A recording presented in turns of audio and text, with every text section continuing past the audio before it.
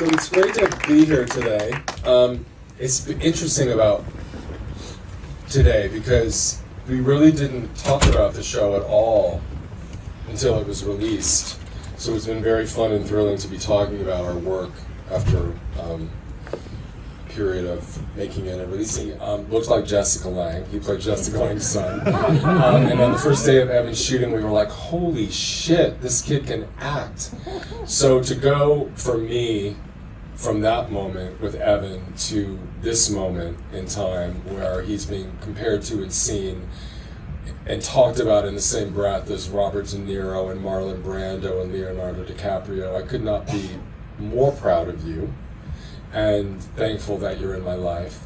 This was a show that was really daunting and difficult. The subject matter was incredibly difficult. And to be honest, we were casting the show for 6 months and we saw a lot of people. And there was just something missing. And so I remember saying to my casting director, I'm going to call Evan. And I did. And Evan was very quiet. And I said, just read them. So Evan, when you read those first couple scripts, can you talk about what went through your head and how you considered taking this part, and then how did you prepare for the role of Jeffrey Dahmer? Well, thanks for saying all that, first of all. You sent it to me and I read it, and first of all, the writing was brilliant, and I was terrified. I really went back and forth on whether I should do it or not. I knew it was going to be incredibly dark, an incredible challenge.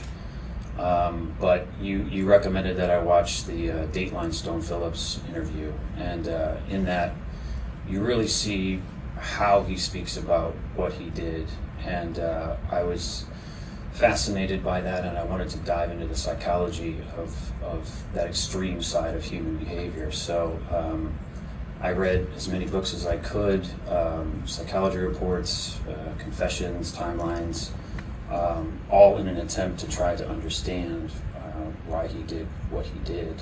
And then, of course, there was the physical side. Yeah, talk about the physicality, because at one point you wore lead weights around your arms and you wore lifts in your shoes and you practiced that walk, and you basically stayed in this character, as difficult as it was, for months. Yeah, I mean, we did 4 months of prep, 6 months of shooting, and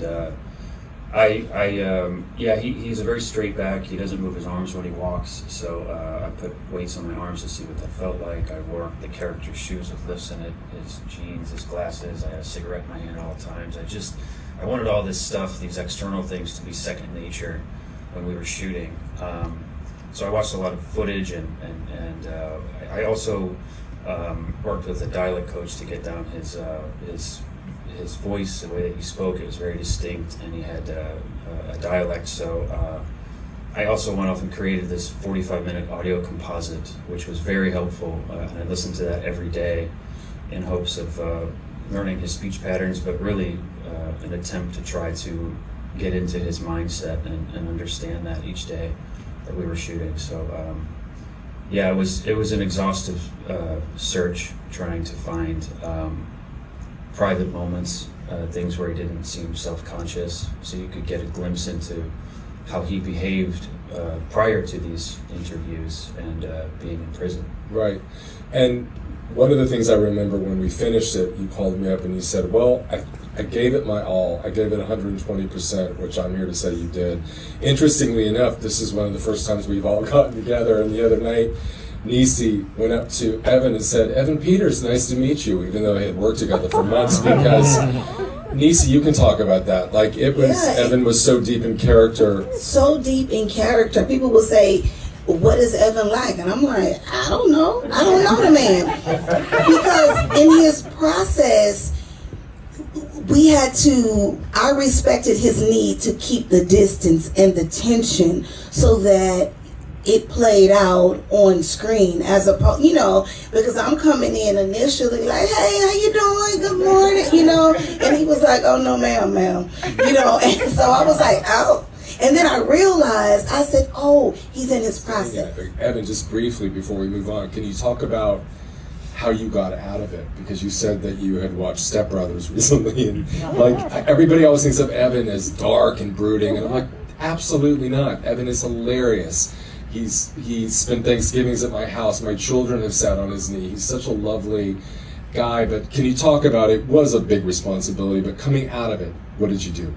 Yeah, it was, well, you know, doing the role, I wanted to give it 120% the whole way through, so I brought in a lot of darkness and negativity, and so really it was just having that end goal in sight, you know, knowing when we were going to wrap, and finally being able to breathe and let it go and say, okay, now it's time to bring in the joy and the lightness and watch comedies and romances and go back to St. Louis and see my family and friends and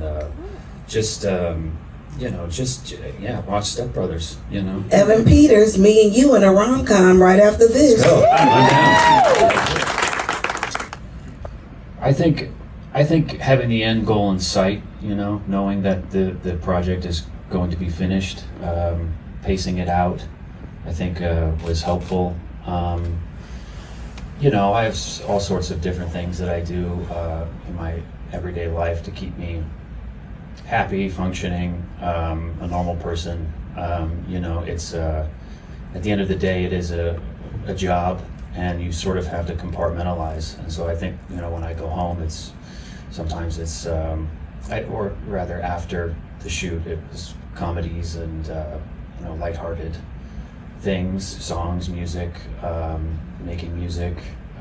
So all those things really help to keep me afloat. St. Louis? Yeah. Where'd you go to high school? I didn't go to high school there. Oh, exactly.